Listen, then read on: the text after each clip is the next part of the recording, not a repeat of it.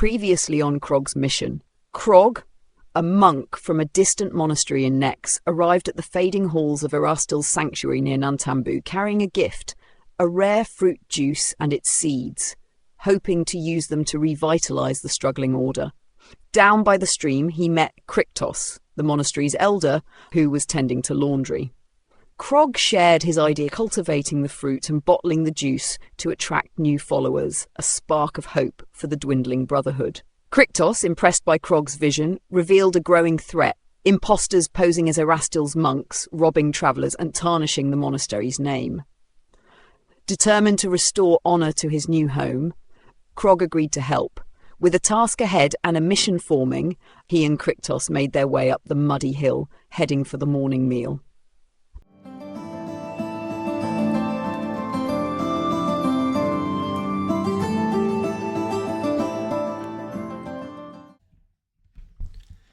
Hello and welcome, friends and fellow adventurers.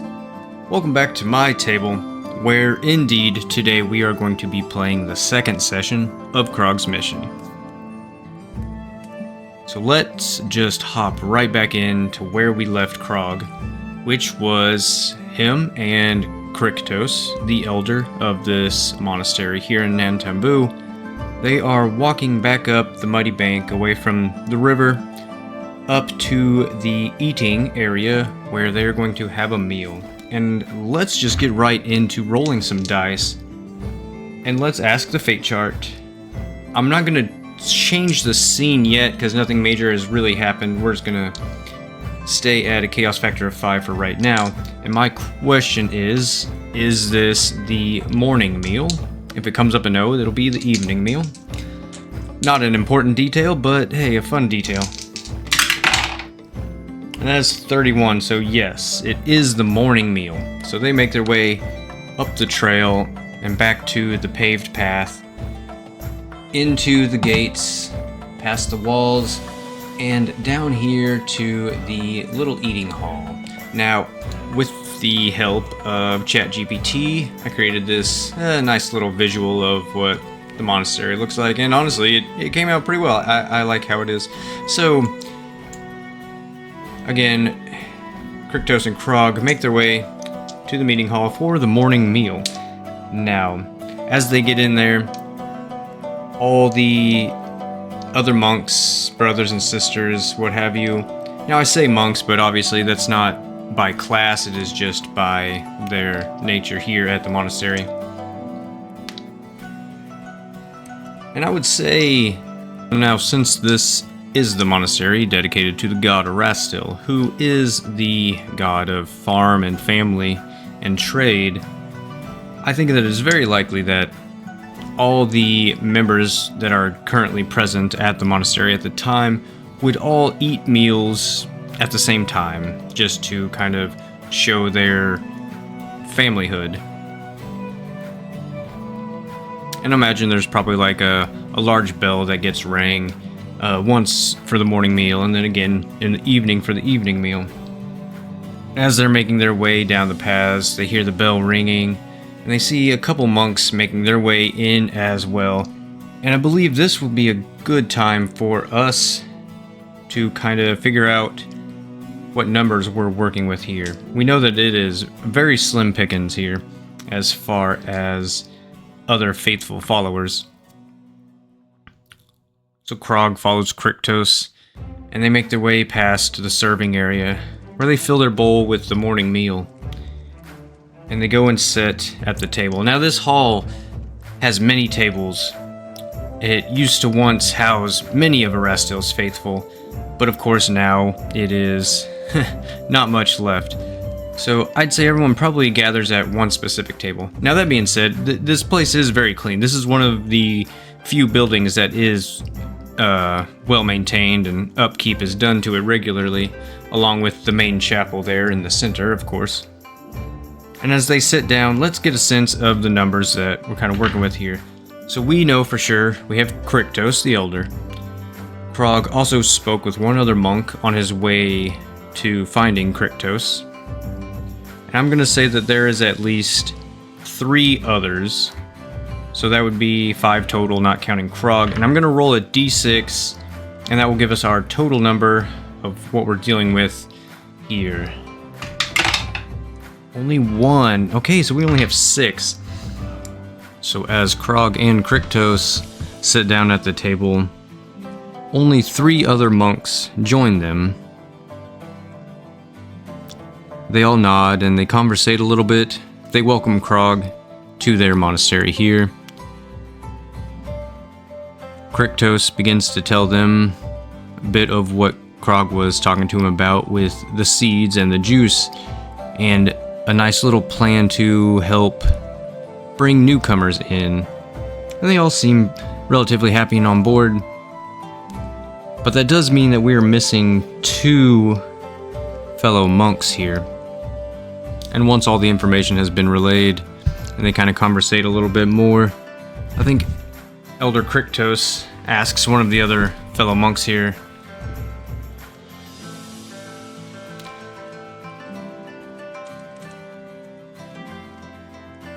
"So, has our other brothers returned?" and he turns to Krog. "I had not yet mentioned to you the problem that we talked about down by the water. The imposters that have been troubling travelers along the road and giving us a bad name here. 2 of our brothers and sisters went to investigate further to see if they could come up with anything and get any leads perhaps we could take to the guards in the nearby city of Nantambu. But it appears that they have not returned yet."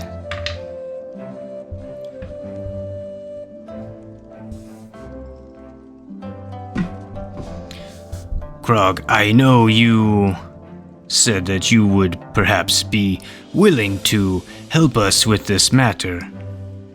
I was hoping that they had returned and could perhaps take you along with them on their next attempt." He turns back to the other monks.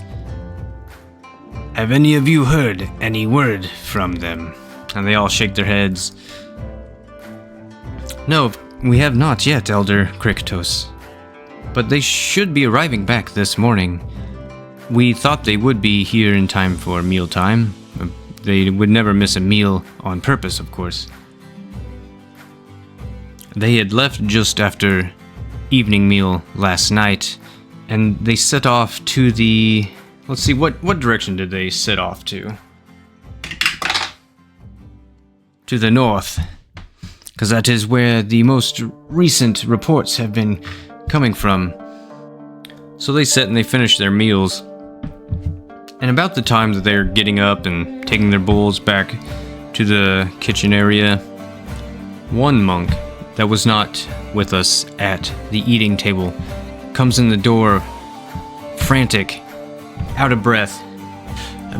"Master Kryktos, Elder Kryktos, I'm sorry, my mind is boggled. I rushed back here as quickly as I could. We found the imposters. They were attempting to..." "It's okay, slow down." Kryktos kind of speaks up with his more mature voice. I'm trying to give him a bit of an older voice. I didn't do that in the first episode. Going on, I will attempt to do so. Forgive me, my voice acting is far from anything great. Kryktos speaks up. He says, "Please, calm yourself, breathe. Tell me what it is you have to say." "Okay, we found the imposters to the north, just like we expected. They attempted to rob us. We both put up a bit of a fight. We managed to at least get one subdued, but we were overpowered. And the other one, they were taken. I don't know where. They knocked me out and left me in the road.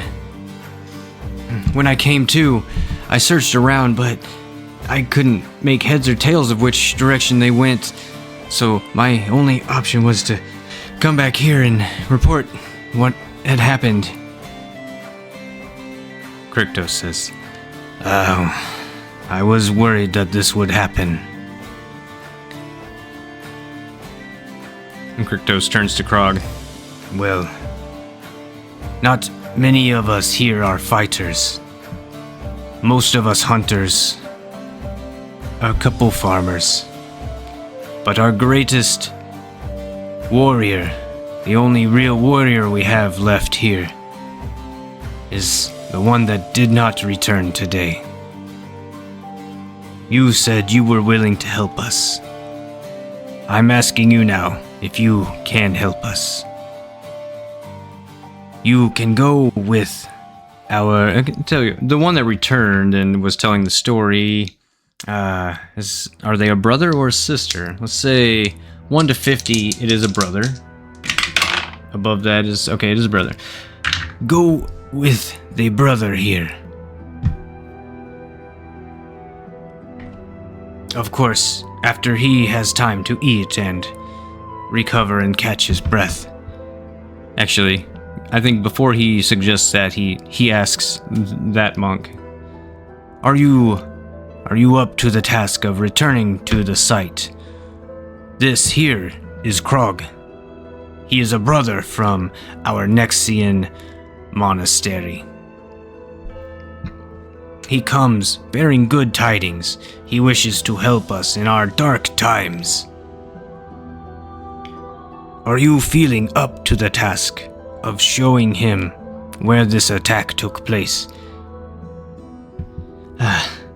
Yes, of course. I can go right away. No, please. Have a meal and recover yourself a little bit. We can spare a health potion from our meager stock to get you back to where you need to be.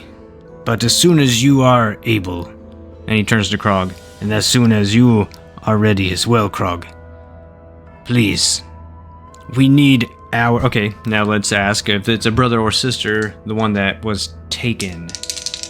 Again, 1 to 50 male, and above that, female. Alright, 58 is a female.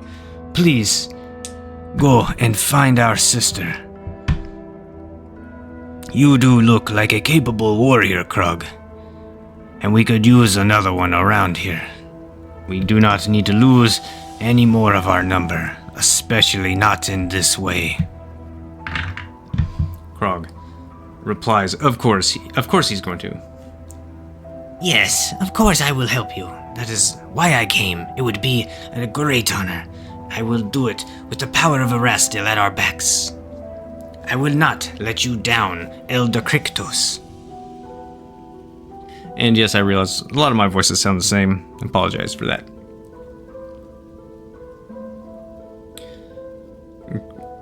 Elder Kryktos. Then it is settled. If you need me, I will be in the main chapel, doing my morning meditation. Please feel free to interrupt if you need anything at all.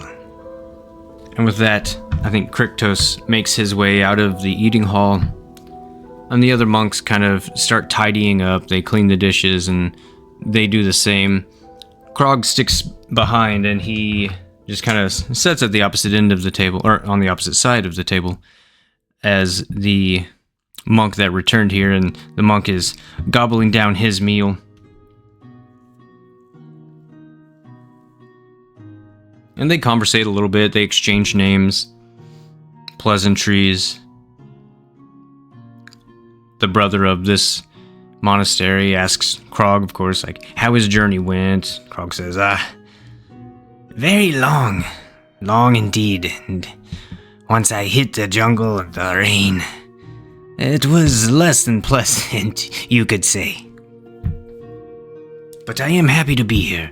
This monastery, while it can use a bit of fixing up, it feels very spiritually strong. I can feel that Erastil loves this place, and this warms my heart. But the news about the imposters, the imitators, if you will, this burns inside of me. And I will help you get to the bottom of this. The monk finishes his meal, takes his bowl, cleans it, puts it away, and he motions for Krog to follow him, and they make their way to the medical building. That's, we got a map up here, why not? There's a visual aspect to this video, right? Let's just call it this one. Right next there, that way, kind of all the buildings that they maintain are somewhat close to each other for, of course, simplicity. He goes in, he drinks the potion, he kind of gives it a second to settle in. His bruises and wounds close. He looks like he has a bit more pep in his step. He says, "Well, I'm ready to set off whenever you are, Krog. I guess just follow me." And they make their way out of the monastery front gate. And let's go to our little area map. Again, thanks to ChatGPT, it's not the best. I kind of envisioned something slightly different in my head, but I like it, especially compared to some of the other options they gave me. So we're going to say that the city of Nantambu is right down here. Now, the city of Nantambu is a large city. It's very large. One of the oldest kind of in this area. The jungle has a very old and rich background to it. But Nantambu, which I've touched on in previous videos, but is home to one of the oldest magic schools and most pristine in the Inner Sea region. So a lot goes on there, but our monastery sits outside of it, kind of somewhere in the suburbs, if you will. So let's say that it still is within this hex, though, of just for simplicity. So we're going to be heading north. Just a tidbit, and we're gonna pop into here. Let's get a little token going. So we're gonna move. We'll go to the northwest there. So Krog and the monk make their way to the site where they were ambushed. And as the monk is starting to get closer, his eyes widen, and he's looking to either side of this trail. And it's a fairly well-traveled trail. They probably passed a few other citizens and wagons along the way. And they get there. No signs of an ambush this time, though, but the monk stays on his toes. So let's actually use our first Pathfinder skill roll of the entire session, or of the entire series, if you will. Ooh, his survival kinda sucks. I didn't give him medicine. What did I give him? Diplomacy, acrobatics, religion, society, stealth, thievery, because he is a diplomat and he has pretty good charisma. Alright, but we're gonna make a survival roll just as Krog kind of approaches the area. And just on a little side tangent, I have some dice specifically for Krog. I ordered them, so they're in the mail, they'll be here. And yes, I am a hoarder of dice. I have plenty of dice. But to me, I feel like each character I create really needs their own dice. It's just something about it. I was gonna wait until I got the dice to make another session, but I really wanted to continue the story. So by next session, Krog should have his very own personalized dice. But for today, I'm just going to use my... Tell you what, I do have some green dice. Let's roll the green dice. And let's have Krog do a survival roll to see if he can find any tracks, any signs of the struggle or drag marks where at least a direction in which they might have taken our fellow sister of Erastil. Now I'm going to make this a fairly easy roll, it's first roll of the game, and also I doubt these, let's call them bandits or imposters, I really doubt that they were trying to hide their tracks at all or really be very careful. They seem to be at this point, I don't know, the dice will tell us some more information later, but they just seem to be more or less common thugs under the guise of some peaceful monks. Of course, who's going to assume a person that looks like a monk is going to rob them? So for now, let's just go with the fact that they're just some barbaric bandits that are kidnapping and robbing people on the road. Why they kidnapped this person, I don't know. It just seemed like that's a good starting plot for us to get some action going.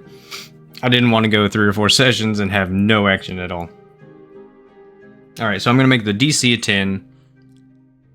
+1 with Krog's survival. And first roll of the game, Krog, let's go. I missed that's a bad sign, right? Okay. Come on, Krog. Hey, of course, it's an 8. So Krog is unable to find a direction. He sees the signs of what happened here previously. He does see some, like, dried blood in the dirt. Perhaps this is where the bandit that our monk brothers and sisters were able to subdue, maybe this is where they fell in the dirt, but their comrades picked them up and brought them with them. But Krog just kind of looks around. He's looking at the dirt. He's checking for broken twigs, anything he can see. He does not see anything. Nah, I don't see anything. I don't know why I'm giving him an accent. I don't like that. I don't see anything.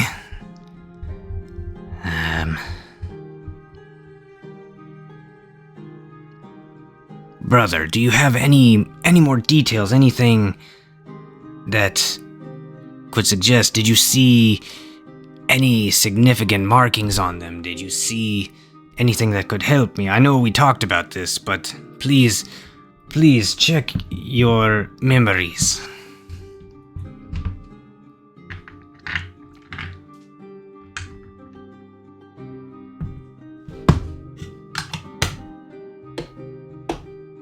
Okay, fate chart. I'm going to say that it's unlikely because they have already talked about it. We're still at a Chaos Factor 5. Speaking of, now that we are, I say this definitely qualifies for a new scene. So scene number 2. Now we're going to have to roll to test the scene. That was one thing I usually forget with the Mythic system. So our new scene is, we'll just make it find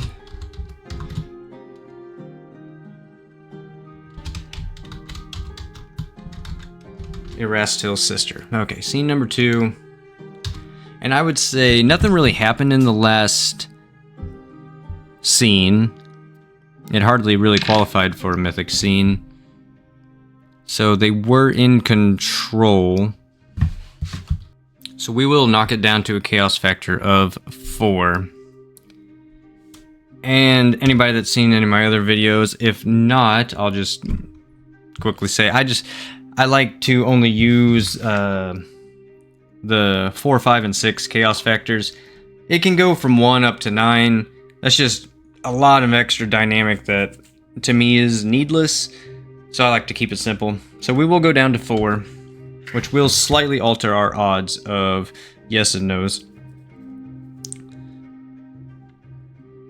And let's roll to test the scene to see if it continues as expected or is either altered or interrupted in some way.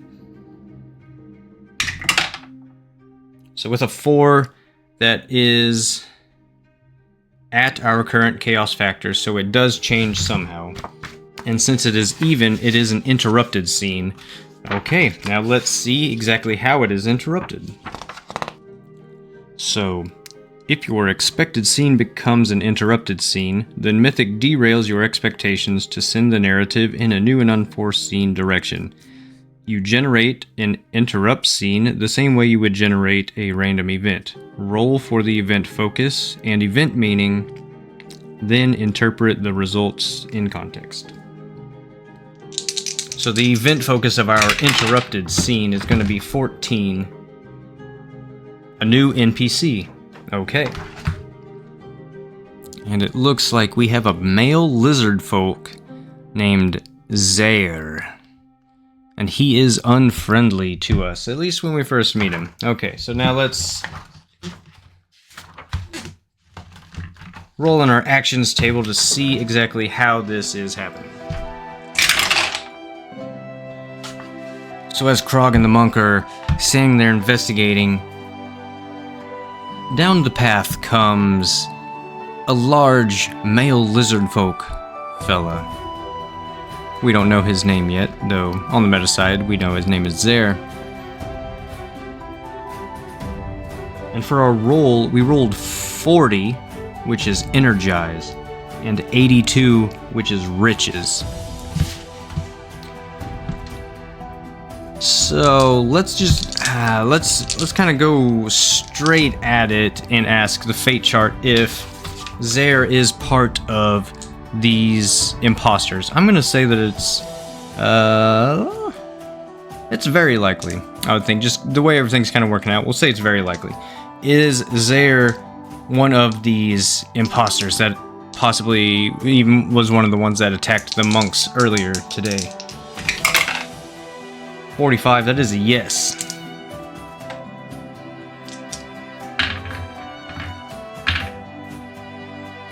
Now, is Zare alone? I'm gonna say it's unlikely. Is Zare alone? 13 on an unlikely. No, that's a yes. Yes, he is alone.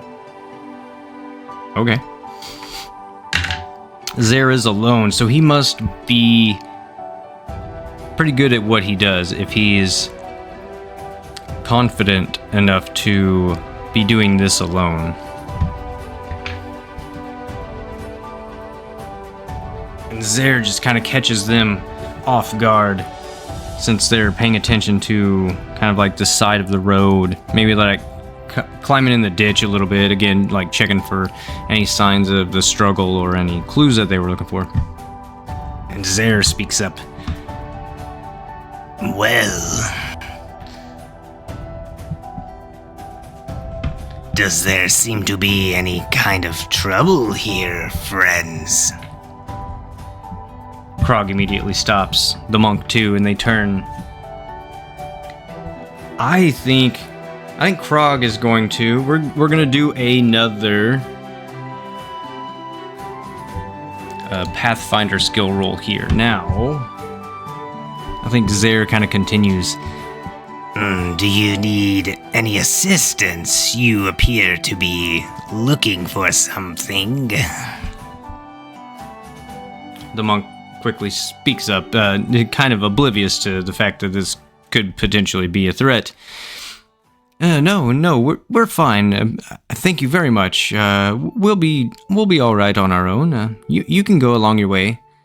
No, I insist. I can assist you. Krog is going to do a sense motive test, which is a perception check against.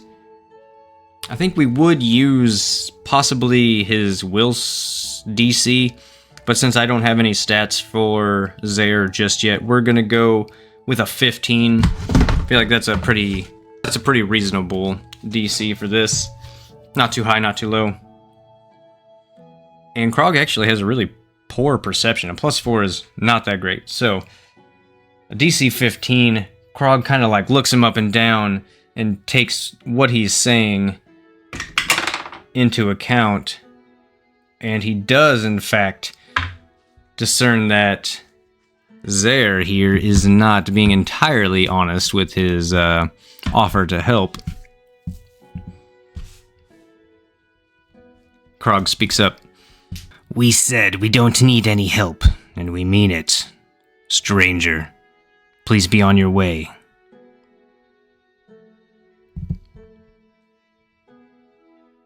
The lizard folk man just kind of chuckles. Oh, alright. I'll be on my way then, I guess. He turns his back. But, you know, a couple weak little ones like you on the road should be more careful before speaking to others in such a disrespectful tone. I should teach you some manners.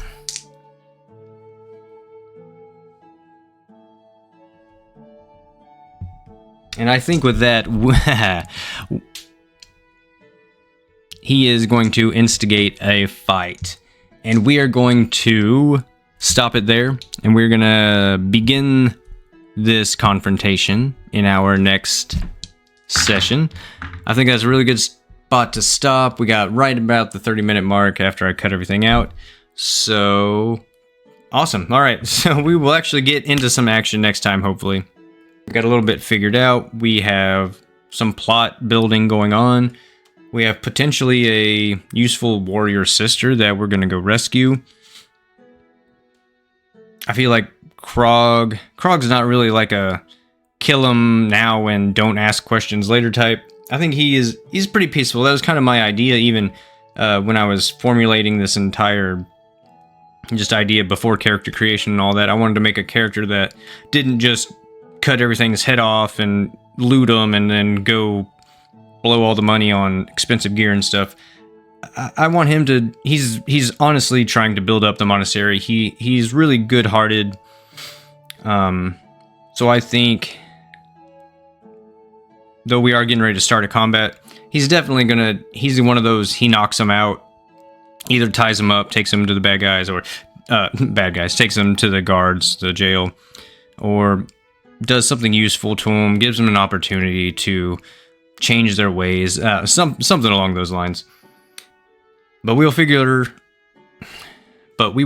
all of that out in our next session. Thank you so much for anybody that stuck around this long.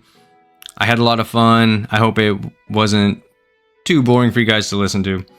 And as always, I really appreciate you. Thank you so much, and have a great day. Goodbye, friends.